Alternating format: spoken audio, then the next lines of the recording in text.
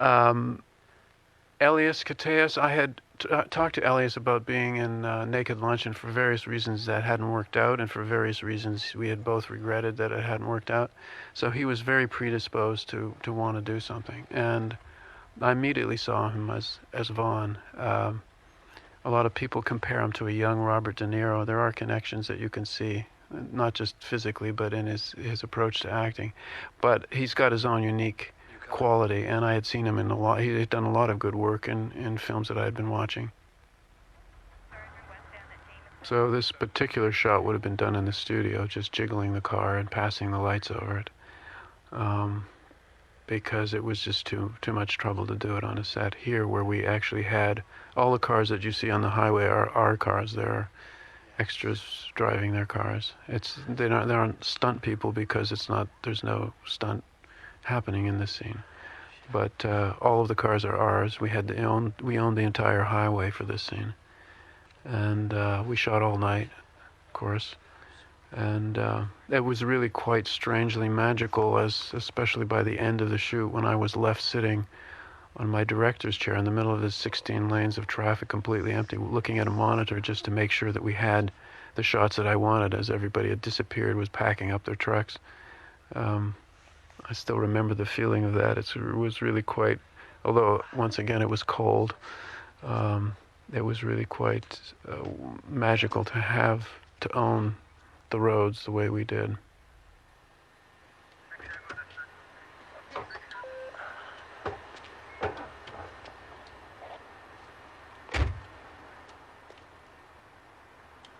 And even though this scene is really a sort of static set piece rather than anything dynamic, particularly dynamic, it took a lot of planning and working with little car models to see where everything would be on the road, and because everything had to be shifted around, of course, by crane, and all the crashed cars had to be moved with cranes, and you couldn't do anything quickly.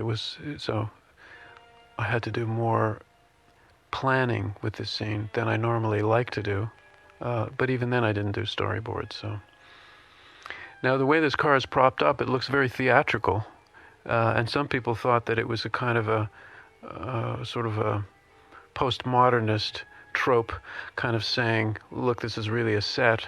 But in fact, that's exactly how the emergency road guys do this.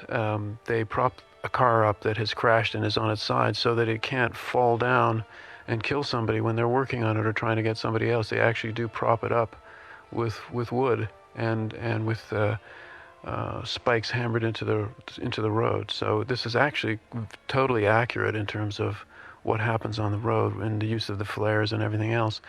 Nonetheless, it has a very sort of theatrical, surreal feel to it. But that's achieved just by the angles, by the camera movement, of course, by the music and the sound effects. Even those work lights, they're not camera lights. Those are actual, the work lights that these rescue guys use.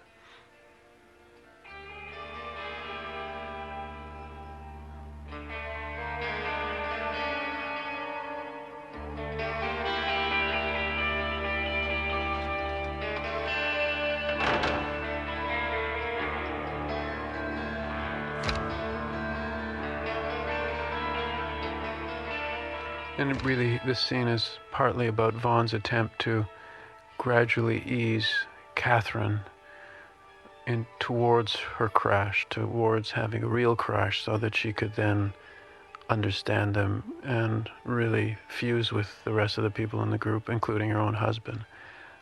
He's just getting her used to the idea of being in a crashed car, and her husband is watching with a strange kind of approval.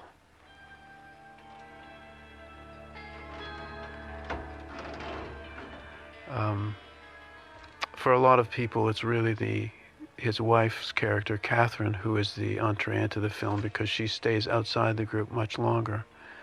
In fact, a lot of the movement of the film is Catherine trying to become part of the group or not, and also looking for her own car crash, which would allow her admission to the group. And once again, it's informal. It's not as though everybody has rules. It's just sort of an understanding, a kind of an instinctual thing amongst themselves. Seagrave? You couldn't wait for me? You did the Jane Mansfield crash without me? Oh, the dog. The dog is brilliant. This dog, of course, is a stuffed dog, but it was an actual... At one time, it was a living dog, but we didn't kill it for the movie. Although I was tempted to put a little note at the end saying that we had. I must have driven through something. Some people have said, you know, it's you seem to take on books that are impossible to make into movies, like Naked Lunch. But in fact, I think it's impossible to translate any book into a movie. It's not really a translation that you're doing. It's a kind of a transmutation. It's a recreation, a reinvention. And it gives the illusion of being the book if it works. But there is no direct translation possible. The two media are so completely different. So one of the reasons that it's impossible to do that direct connection thing is just the interior monologue, the thing that any book that Danielle Steele can do better than Fellini, you know, is that you can get inside the head of a character in great detail. And the connections that are so verbal in Ballard, because it is the book is a very literary book. And the more literary a book is, the more it uses metaphor and those kind of connections that are unique to written language, the less likelihood there is that you can find a parallel for that, a parallel structure for that in a film. So, for example, part of my version of the cold clinicalness of Ballard's writing, which is very deliberate because he doesn't do this in all his books, is the lighting, for example, in Crash. It's not something that anybody says. It's the lighting that is the equivalent of the texture of Ballard's prose. It's the editing, it's the camera angles, it's the music. All of those things are the equivalent for me of the texture of Ballard's prose and his use of metaphor. This is also one of my favorite shots in the movie. Once again, not pre-planned, just sort of developed as we worked on the choreography of the scene on the set. For me, this shot is kind of the pivot point of the entire movie. And it once again gives me a chance to explore this extremely bizarre contraption that was the 1963 Lincoln Continental, with its so-called suicide doors that opened centrally, and its very elaborate trunk and top mechanism.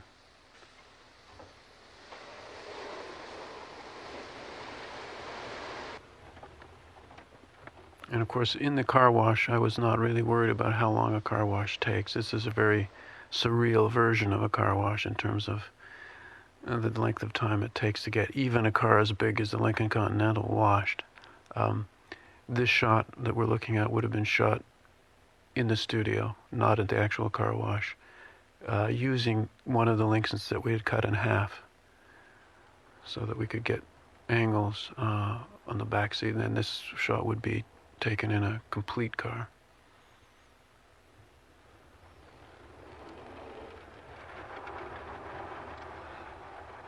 And now we're back at the real car wash, of course.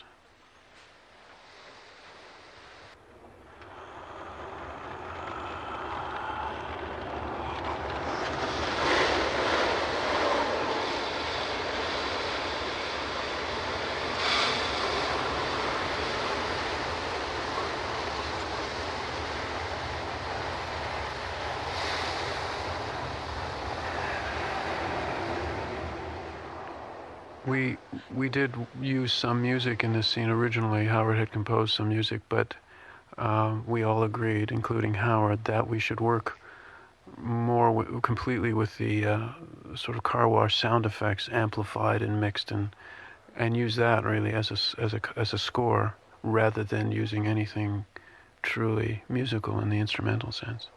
And Howard and the effects men or people working on the film were really collaborated all the way through to kind of integrate the music with the effects, so that at a certain point you can't really tell one from the other.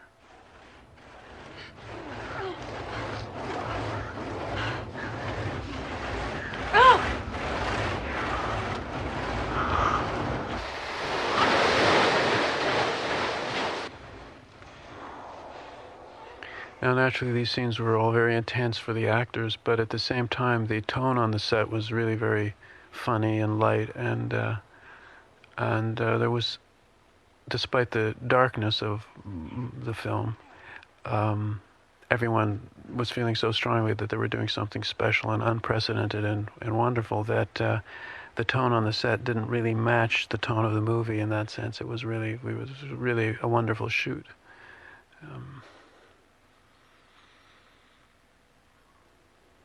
I had all 5 of my main actors with me at the Cannes Film Festival when this film opened, and we were facing a press that was partly hostile, but we had so many people, including J.G. Ballard, that we completely intimidated a room full of 400 press people from all over the world who we had heard were going to be very nasty and hostile and aggressive, and in fact they were pussycats. And I think it's partly because there was such solidarity amongst us all about the film and its meaning, and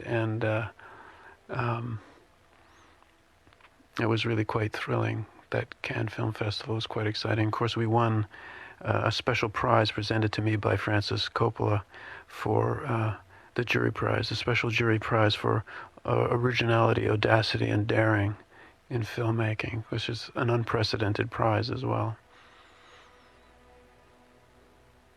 Every actor in this film was completely committed to the film.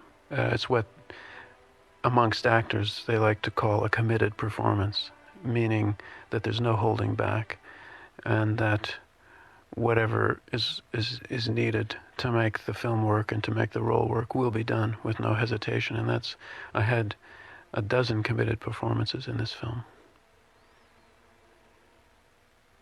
When I was first trying to get this movie made, the reaction that I got more consistently than anything else was that it was a big mistake to have the characters be so strange right from the beginning of the movie. And the structure that was suggested always was a kind of the fatal attraction couple. You could see the Hollywood version of this movie, a young, attractive couple, upwardly mobile. Suddenly, an accident brings a strange and crazy guy into their lives who becomes a sexually destructive element and sets the couple against each other as they get involved in weird and kinky sex. But finally, probably they both shoot Vaughn at the end and live happily ever after. And that would, of course, involve setting the couple up at the beginning as being a kind of perfect couple, give them a kid, give them a bunny maybe, something to make them sympathetic. My feeling there was that to do that would retard the whole movie about 20 steps back from where I wanted it to be. If you start way back there, you're only getting rolling by the end of the movie. Now this is an actual Mercedes showroom that overlooks a couple of roads that we use for other moments in the film. And in fact, I would be driving to work every day editing the film along the road that is just beyond these windows. Every day that I drove to work to edit, I was driving past all the locations that we had shot the film in. Rosanna Arquette and I had been talking for some time about doing something together. And I started to think very soon about her playing the role of Gabrielle. So that also didn't take too long to make happen. There's actually a lot of humor in the film. Some of it is very difficult for people to see the first time through because they're so intimidated by the tone and the strangeness of the structure of the film. But this is, I think, one scene that everybody recognizes as funny in its own strange way. Somebody said to me, the Mercedes salesman is the only normal person in the movie. I wouldn't necessarily disagree with that. Yeah, sure. And that, of course, is the source of the humor in the scene. Are these safe cars? Yes, of course, they're very safe.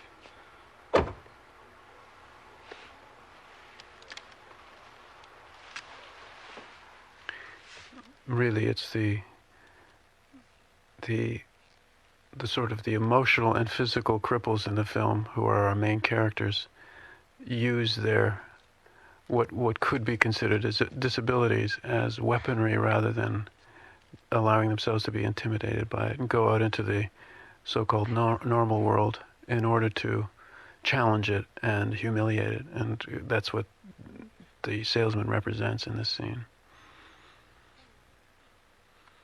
In the book, this happens at a big car show, and it doesn't happen quite the same way as in this scene. But we didn't really have the budget to do a car show, and besides, I thought it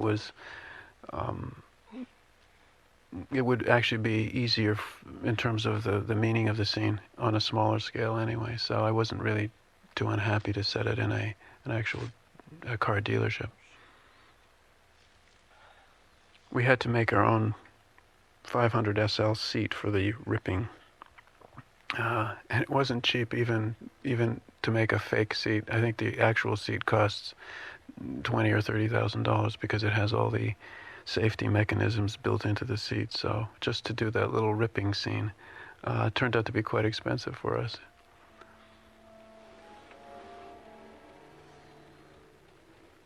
Now this is the scene that outraged several journalists and critics in England, the so-called sex with a cripple scene.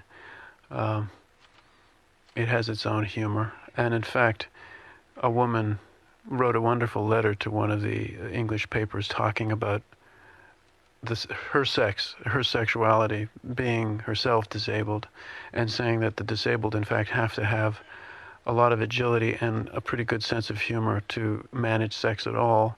And she was very much in support of the movie, and in particular this scene and the character played by Rosanna Arquette.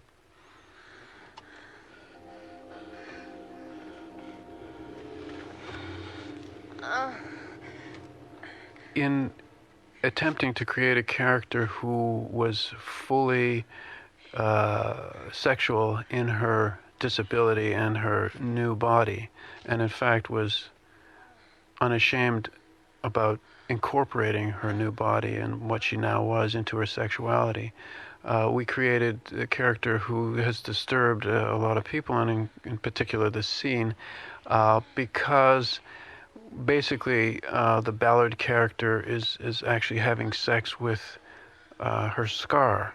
And this is something that seemed to be so unthinkable to so many people that I remember a particular journalist who said to me at one point, right across the table, he said, "You know, for a minute I thought he was going to have sex with her scar." And I said, "He does." And he said, "You're kidding. You can't be right." And I said, "I think you better see the movie again, because I think you just could not allow yourself to see what is so obviously happening in the movie." I said it was so, I couldn't be more obvious unless I did an insert shot and turned it into a porno film. And in fact, he went back and saw the movie again, and he said, "You're absolutely right. It was completely obvious, but I just didn't want it to be happening." So here you have people who are saying, well, maybe sexual organs are not sexual organs anymore, and maybe there are other ways to have sex that were never possible before. And that's really what's happening in that scene, in that car. And of course, it's very disturbing to a lot of people.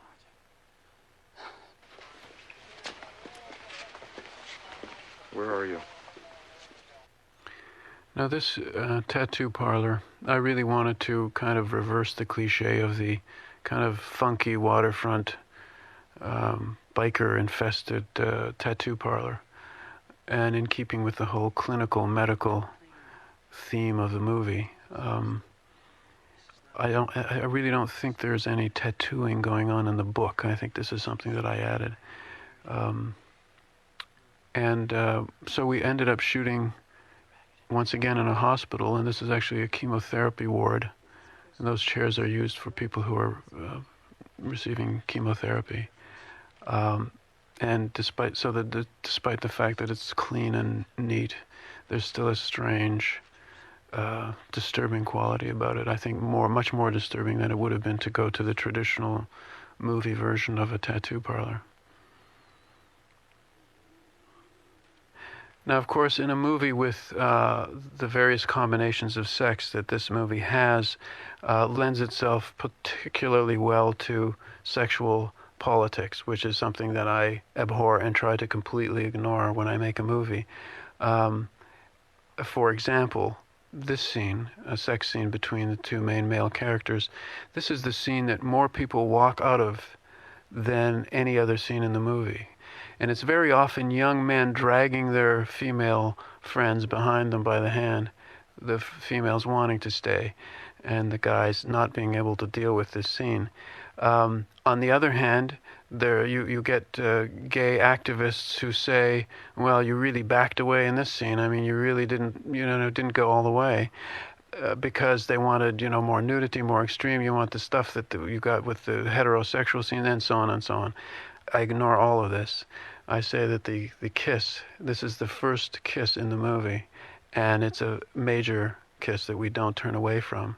And showing Elias Koteas's bare butt would not have made the scene more intense or better. So I say that I've not backed away at all from the homosexual element in the film. And I even go further to annoy people and say that I don't think it's homosexual. I think it's, by this time, everybody in the movie is, what they're trying to do is move beyond sexuality at all to some other place. So for me, it's, all of this discussion about how much screen time you get with gay scenes or not gay scenes is completely irrelevant. I felt that we went as far as the scene required and needed. And even to the extent that in the book, Ballard and Vaughn drop acid, and this whole scene happens under the influence of LSD. And I didn't want there to be drugs involved because, although it works perfectly well in the book, in the movie, to have them having sex together under the influence of drugs would suggest that they weren't really doing it. That I wanted them to be perfectly conscious and sentient and aware of what they were doing in the movie. So even to that extent, I have to resist any attempt to suggest that I backed away from the a gay element in the movie or in that scene. I think as soon as you allow politics of any kind into your movie, you're doomed. You're doomed as an artist, because that is not where the art comes from. Once again, the gas station that you see in the background there was in fact the gas station that the whole production went to for gas. We had to deal with them, and our offices rather, were just a couple of streets down the road.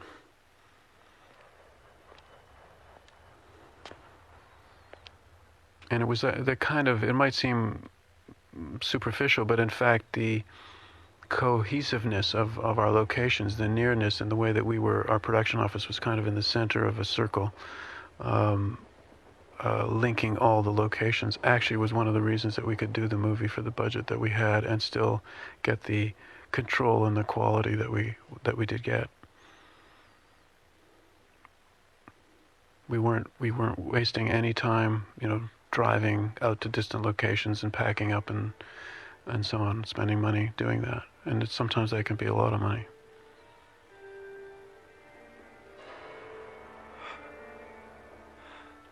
Once again in this scene, there's a split between what was shot on the street, what was shot in the actual junkyard, and what was shot in the studio. This shot was in the studio.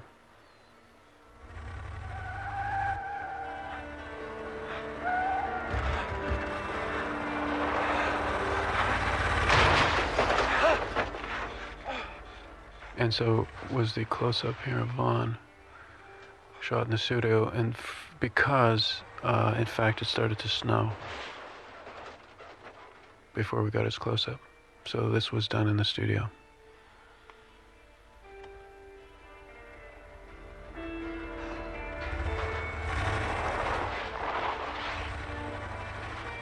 We were very lucky to get the master shots that we had here before it started to snow. And we even got a train going across the trestle, which was terrific because then it completely motivated a lot of the sound that happens in the shot, which gives it a kind of some kind of intense, majestic kind of rumble interior feel.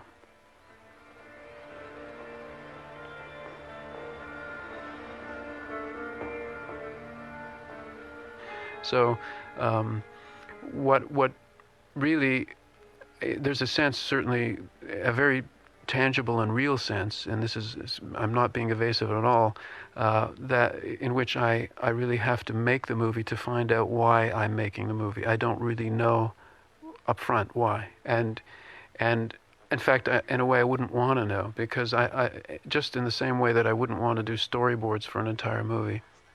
I don't want to know too much. I need the process to be alive and surprising every day, because it's such a long haul to make a movie. It takes a couple of years at best, from beginning to end, especially if you're writing it yourself. And then you're involved in the release of the film and the publicity of the film and doing the commentary on the laserdisc of the film. It goes on for years. So you better be constantly discovering new things, or it will become very old and stale and dead for you before you've even finished shooting, and that would be a disaster for me. So I'm only really now understanding the underpinnings of the book that made it so powerful for me. It made me feel that I was plugging into something very primordial and meaningful. And it has very much to do with sex and death and love and death.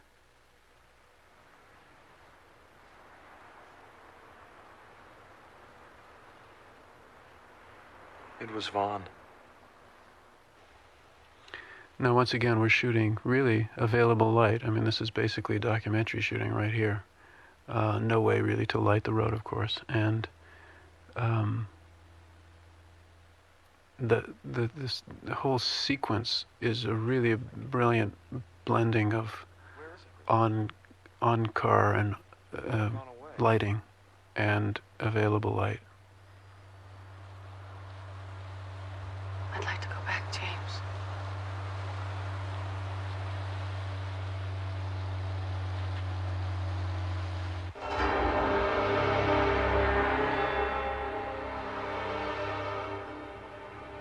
Now here we're doing quite a lot of lighting for this shot because we're dollying and we're not moving much.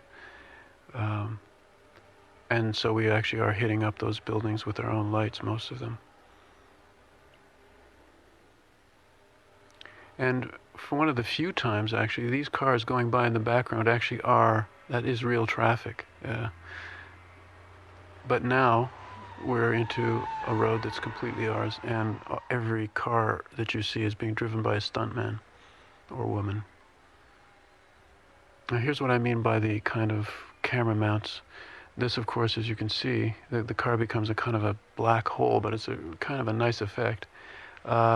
It's really the headlights of the cars are what was lighting this scene, and the road lighting. It started to rain. It was obviously nothing that we could control. I mean, if you have the budget, you can run 5 miles of rain towers as well. We didn't have one rain tower. It actually rained, and it rained consistently while we shot this. So we actually got some great stuff that to create totally artificially would have been very, very difficult. Shooting it was very difficult. These shots are weaving in and out of the traffic. The camera's actually on what is called a motocam. It's a Canadian invention. It's been used on, I think, Terminator 2 and some other movies, quite a lot of other movies. Most of the moving shots in this, from the road here, for example, are shot. It's a motorcycle with a sidecar, and a cameraman operating a camera off this sidecar, which is only a couple of inches off the ground, a platform basically with a wheel stuck on it. And they're weaving their way in and out of all these cars in the rain as the cars do stunts, basically. So it's really, if it's not well choreographed, it can be quite dangerous. But we did many, many takes looking in both directions, and there was never an incident.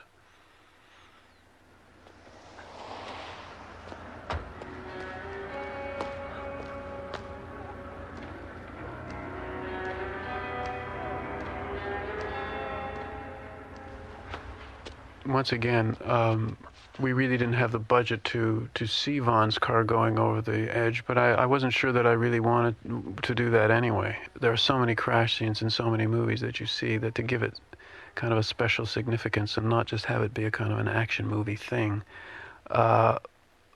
would have been, I think it would have, there would have been just too many of the wrong kind of resonances to do it. So this sort of the aftermath kind of shots I felt were more powerful and more to the point of what the movie was.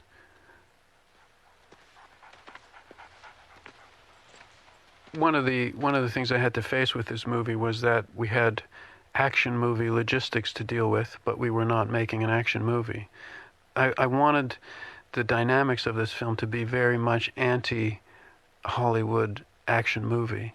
So I actually had to calm my stuntmen down at many moments. You know, they wanted to give me the triple car flip with the explosion and the you know, the hitting the gas station and everything explodes kind of thing.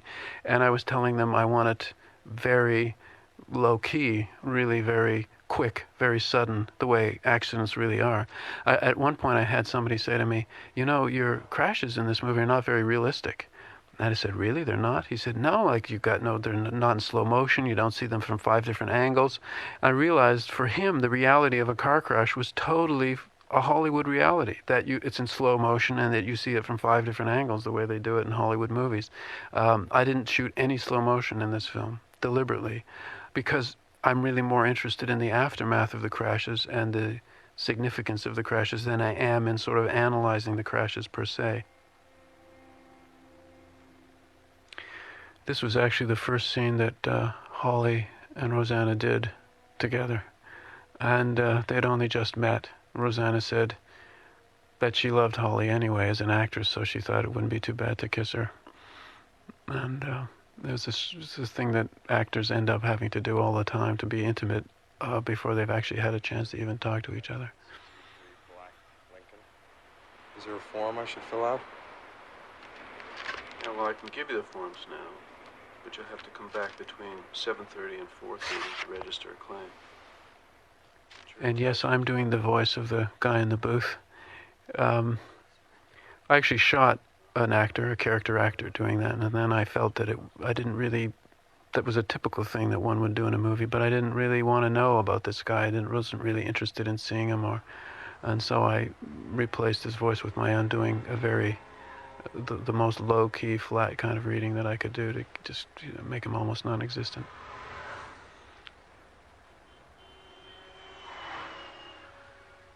Once again, all of these people are stuntmen and women in stunt cars, and when we were looking at the close-ups of James and Deborah, they are being towed on this camera car rig that I was talking about. And the camera car would, in fact, with all of us, the entire crew aboard, be weaving in and out amongst these cars, just like another stunt car. We weren't going that fast, but the precision required. We're all riding with James at that point. We did shoot James's close-up again. You can sort of see that the weather is slightly different in his shots.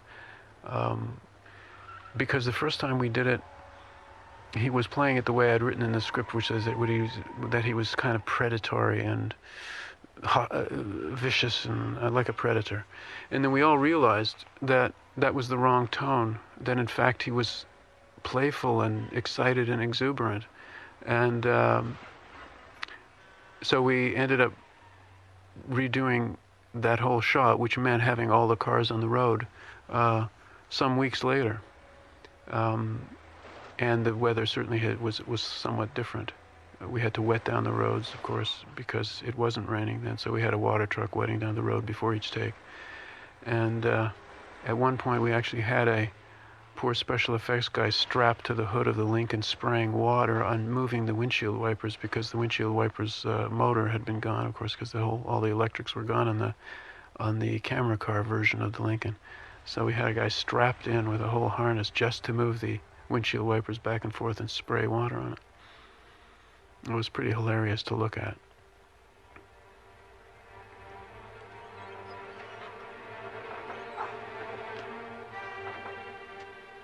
We really had very little time to do this very crucial ending scene. We didn't have control of these roads for much longer, and we had to get this scene before we lost the sun. So it was really, and it was rather early in the shoot that we were doing this as well, because of the weather. And it's of course a very intense scene and very difficult. And we just didn't have too many takes of any of these shots to do. The sun was going down. We could see it going down as we were shooting. By the time we got to the close-ups, it was mostly artificial light because the sun had just about disappeared. And yet, once I said action, it was necessary for no one to hurry. I didn't want the actors to hurry. They couldn't be thinking about take 2 or 3 and whether there would be enough light to do another take. It had to be. They had to take the time that the scene required. So it's of the essence of what happens on the film set, is that between action and cut is where the movie is, and all the rest is irrelevant. So you have to take that time as being of the essence of the movie and allow it to do what it has to do, to take the time it has to take, and not hurry. What they're saying here and how they're saying it is really quite crucial. When he says, "Are you all right?" and she says, "I'm all right. Yes, I think I'm all right," she starts to cry because she really doesn't want to be all right. She wants more of a crash, closer to death. And for some strange reason, I've had people ask me if she's dead at the end of this scene, and I think then they really haven't understood what's going on in this scene. Maybe the next one, darling. And it's of course critical that you listen to what he says, his last words in the movie, and understand what that means. In my first draft of the script, I actually ended the script with the scene preceding this at the wrecker's yard, and that was the end of the movie. And in fact, that was more or less the end of the book. But then, when we started to read the script, we all felt that there was something missing, that there was something that was perhaps implicit in the book that was not implicit in the script, and that I needed to take it one step further. And suddenly the whole script came full circle with this scene. And as I say, I think it is implicit in the book. You understand that they are going to play these games together, and that Catherine ultimately will have her crash too. But it wasn't there in the rest of the movie. Without this scene, the film would not have the meaning or the closure that it has. So we were all pretty happy with it. Difficult though it was to shoot, and as emotionally sort of wrenching as it was for the actors to play. And for me, this movie is really an existential romance, you could say, with the lovers united at the end, even in impending death. That's the romantic part. And the existential part is really the understanding that the only meaning that there is in the universe is created by us, by us for ourselves, and that these people in this film have come loose from the old meanings. For the couple that we meet at the beginning, all the old forms have lost their meaning, of the forms of sex, of love, of social interaction. All of those things have lost their meaning for them. They're just going through the motions. And through the epiphany of the car crash, which is really a moment of revelation, even though he doesn't perhaps notice it as such at the time for the Ballard character, he is going to have to reinvent all those things. And he finds a group of people who are engaged in the same process. He will reinvent those things which we think of as being immutable, things that we think are the basics of life that are the same for everyone, but in fact are really not, are reinvented for every time and every culture. That is, once again, to say love, sex, what death means, what emotion is. These are not absolutes at all. They're variables. And these people are now experimenting. They've taken it upon themselves to invent new meaning for themselves, and to reinvent sex, to reinvent death, to reinvent love. That's really what I think the movie's about. At Cannes, a Finnish journalist stood up and said that he loved the movie. He really liked the movie, but he felt that I didn't go as far in the movie as Ballard had in the book. And Ballard immediately grabbed the mic and said, "I completely disagree with you. I think the movie goes much further than the book. In fact, the movie starts where the book ends. Of course, that ended that discussion right there. It's great to have the author of the book there to dispute with the journalist for you. But what he meant was that I just cut through all of the setting up, and certainly the couple is obviously dysfunctional in our sense, right from the beginning of the book as well. But he felt that I started at a further point and took the movie even further along. So that was the sort of those were the kind of discussions we had, which for me were Crash's version of the discussions that I used to have with Dead Ringers, which usually went, do they have to be gynecologists? Do they have to both die at the end? That sort of thing. And you say, yes, they do. Yes, they do. And that's sort of what I said with Crash.